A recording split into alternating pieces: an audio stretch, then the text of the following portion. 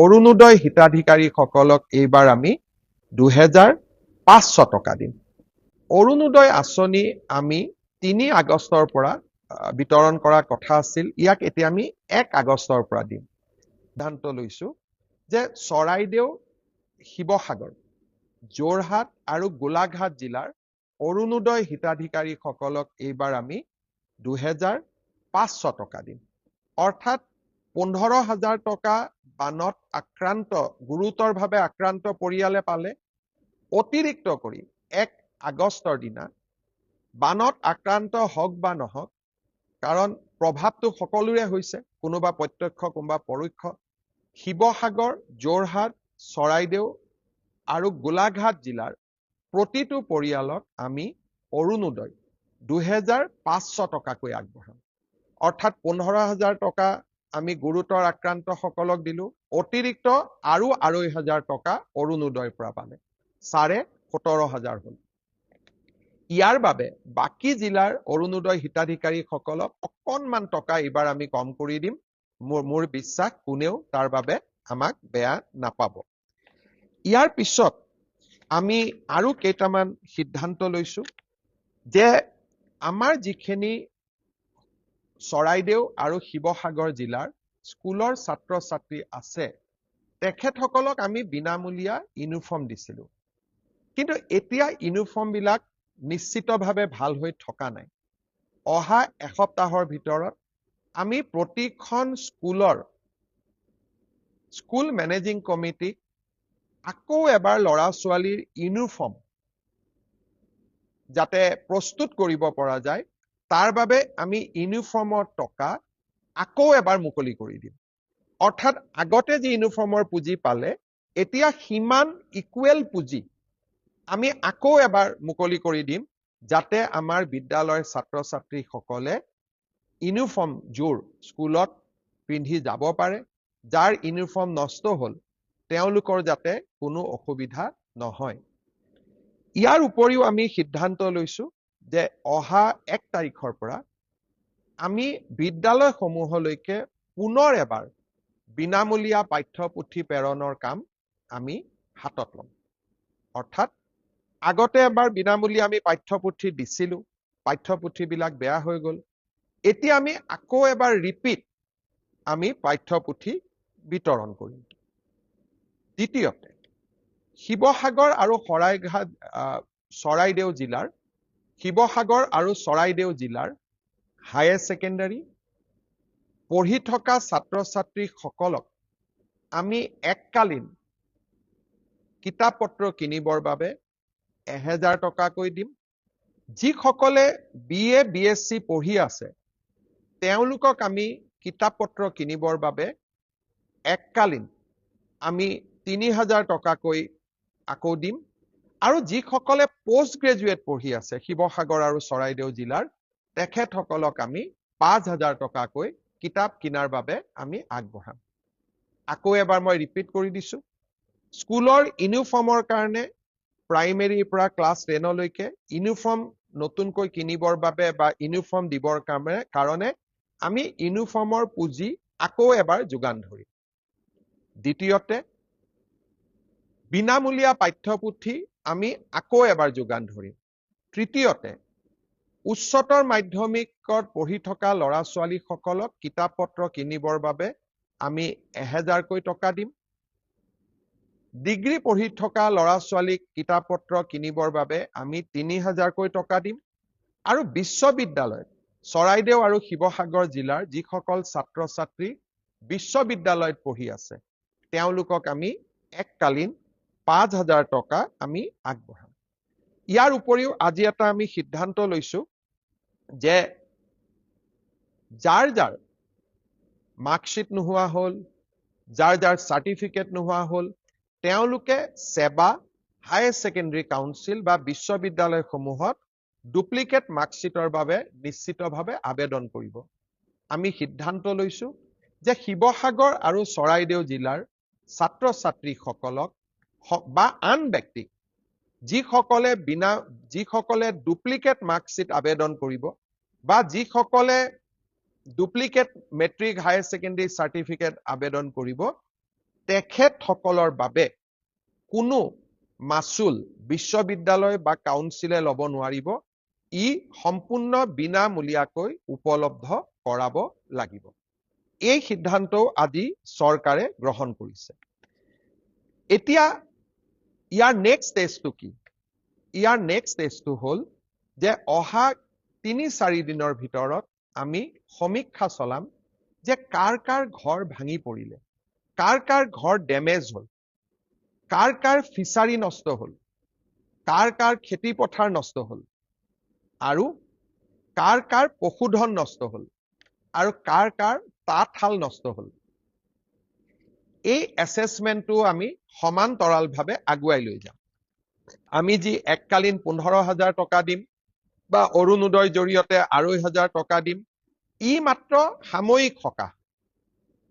কিন্তু যাৰ ঘৰ ভাঙিছে, ঘৰ ক্ষতি হৈছে, তাক ঘৰ বনাবৰ বাবে, যাৰ পশুধনৰ মৃত্যু হৈছে তাক পশুধনৰ বাবে, যাৰ তাঁতশালখন নষ্ট হৈছে তাক তাঁতশালখনৰ বাবে, যাৰ ফিচাৰী নষ্ট হৈছে তাক ফিচাৰীৰ বাবে, যাৰ খেতি কৰিব নোৱাৰা অৱস্থা হৈছে তাৰ খেতিৰ বাবে। এই গোটেই এছেছমেণ্টবিলাক ৩ তাৰিখৰ পৰা আমি আৰম্ভ কৰিম। এতিয়াও বহু জাগাত যাব পৰা অৱস্থা হোৱা নাই। আমি লাহে লাহে এছেছমেণ্ট কৰি ৰাইজক সম্পূৰ্ণ ক্ষতিপূৰণ, য'ত যেনেকে আমি নৰ্মছ মতে যিমান পাৰো আমি ৰাইজক যিসকল ৰাইজৰ ক্ষতি হৈছে তেওঁলোকক আমি ক্ষতিপূৰণ দিবৰ বাবে প্ৰচেষ্টা কৰিম। শ্ৰদ্ধাৰ ৰাইজ, এই যে আমি ছাত্ৰ ছাত্ৰীসকলক 1,000, 3,000, 5,000 বিনামূলীয়া ইউনিফৰ্ম, এই গোটেইবিলাক পুঁজি আমি মুখ্যমন্ত্ৰীৰ সাহায্য পুঁজিৰ পৰা প্ৰদান কৰিম। যোৱা কেইবাটাও দিনত মই দেখিছো যে 18 তাৰিখৰ পিছত মুখ্যমন্ত্ৰী সাহায্য পুঁজিলৈ মাইক্ৰ ডনেশ্যন, সৰু 500 টকা, 1,000 টকা কৰি 4,610 গৰাকী ব্যক্তিয়ে আমাক ডনেট কৰিছে, আৰু 60 লাখ টকা এই ধৰণে জমা হৈছে। বানত মৃত্যু হোৱা লোকক সাহায্য দিবৰ বাবে আমাক কোনো পোষ্টমৰ্টেমৰ প্ৰয়োজন নাই। মাত্ৰ চাৰ্কুল অফিচাৰে চাৰ্টিফিকেট এখন দিয়াৰ লগে লগে তেওঁলোকে এই 4 লাখ টকা চৰকাৰৰ সাহায্য তেওঁলোকে লাভ কৰিব। অৰ্থাৎ এতিয়া বানত মৃত্যু হোৱা প্ৰতিগৰাকী লোকৰ পৰিয়ালে 4 লাখ টকাকৈ চৰকাৰৰ পৰা পোৱাৰ ৰাস্তা আজি প্ৰশস্ত হ'ল। যোনে পোষ্টমৰ্টেম কৰা নাছিল, পোষ্টমৰ্টেম কৰা সকলে ইতিমধ্যে এই ধন লাভ কৰিছে। এতিয়া হ'ল মই আৰু এটা ঘোষণা কৰিব খুজিছো, সেইটো হ'ল যে এই যে বানত আক্ৰান্ত হৈ 61 গৰাকী চৰাইদেউ, শিৱসাগৰ, যোৰহাট, গোলাঘাট জিলাত মৃত্যুবৰণ কৰিলে, আৰু ৰাজ্যৰ বাকী অঞ্চলতো আৰু 6 গৰাকী ব্যক্তিৰ মৃত্যু হৈছিল। মুখ্যমন্ত্ৰীৰ সাহায্য পুঁজিৰ পৰা এই আটাইকেইটা পৰিয়ালক আমি আৰু অতিৰিক্তকৈ 5 লাখকৈ টকা দিয়াৰ সিদ্ধান্ত গ্ৰহণ কৰিছো। অৰ্থাৎ বান আক্ৰান্ত প্ৰতিটো পৰিয়ালে চৰকাৰৰ পৰা প্ৰতি মৃতকৰ পৰিয়ালে চৰকাৰৰ পৰা পোৱা 4 লাখ টকাৰ উপৰিও মুখ্যমন্ত্ৰীৰ সাহায্য পুঁজিৰ পৰা অতিৰিক্তকৈ 5 লাখ টকা লাভ কৰিব। মই ভাবো যে মৃত্যুৰ মূল্য কেতিয়াও টকাৰে হ'ব নোৱাৰে, কিন্তু এই সৰু ধনে বিপদৰ সময়ত পৰিয়ালটোক অকণমান হ'লেও নিশ্চয় সহায় কৰিব। দ্বিতীয়তে, মই আগতেই উল্লেখ কৰিছো যে আমি যেতিয়া বানত আক্ৰান্ত হ'ল, মৃতদেহ আমি পালো, কিন্তু বহুত ব্যক্তি কেতিয়াবা সন্ধানহীন হৈ থাকে। বিশেষকৈ নাজিৰাত 7 গৰাকী লোক এতিয়াও সন্ধানহীন হৈ আছে। যেতিয়ালৈকে মৃত শৰীৰ উভতাই নাপায়, চৰকাৰী নিয়ম মতে পৰিয়ালটোক আৰ্থিক সাহায্য দিব পৰা নাযায়। আজি আমি সিদ্ধান্ত লৈছো যে এমাহলৈকে যদি তেওঁলোকৰ আমি সন্ধান নাপাওঁ, আমি তেওঁলোকক মৃত্যু হোৱা বুলি চৰকাৰী সাহায্যৰ বাবে ধৰি লওঁ। ভগৱানক প্ৰাৰ্থনা কৰিম তেওঁলোক যাতে উভতি আহে, কিন্তু পৰিয়ালটোৰ বাবে যাতে আমি পৰিয়ালটোক সাহায্য দিব পাৰো, তাৰ বাবে এই মিছিং ব্যক্তিসকলকো আমি মৃত্যু হোৱা বুলি ধৰি লৈ 4 লাখ টকা চৰকাৰ আৰু 5 লাখ টকা আমি মুখ্যমন্ত্ৰীৰ সাহায্য পুঁজিৰ পৰা আগবঢ়াম। অৰ্থাৎ মিচিং হৈ থকা 7 গৰাকী ব্যক্তিৰ পৰিয়ালেও ন্যায় লাভ কৰিব আৰু এই ক্ষেত্ৰত বহুত বেছি পুলিচ ৰিপৰ্ট আদিৰ প্ৰয়োজন নাই আমি সাৰ্কেল অফিচাৰৰ প্ৰতিবেদনৰ ওপৰতে এই সাহায্য প্ৰদান কৰিম এতিয়া মই আজিৰ গোটেই ফেচবুক লাইভৰ এটা গুৰুত্বপূৰ্ণ ঘোষণা মই কৰিব খুজিছো সেইটো হল যে চৰকাৰে কিমান চাউল দিছে দালি দিছে নিমখ দিছে মিঠাতেল দিছে মই ইতিমধ্যে উল্লেখ কৰিছো আৰু আমি আগলৈ দি থাকিম বিভিন্ন এনজিঅ'ই সহায় কৰিছে ব্যক্তিয়ে সহায় কৰিছে আৰু নিশ্চয় এই সহায় ৰাইজে কৰি থাকিব কিন্তু শিৱসাগৰ আৰু চৰাইদেউ জিলাৰ ৰাইজক যোৰহাট আৰু গোলাঘাট জিলাৰ বান আক্ৰান্ত ৰাইজক এতিয়া প্ৰয়োজন অলপ নগদ ধনৰ অৰ্থাৎ ঘৰত বোকা সোমাইছে পলস সোমাইছে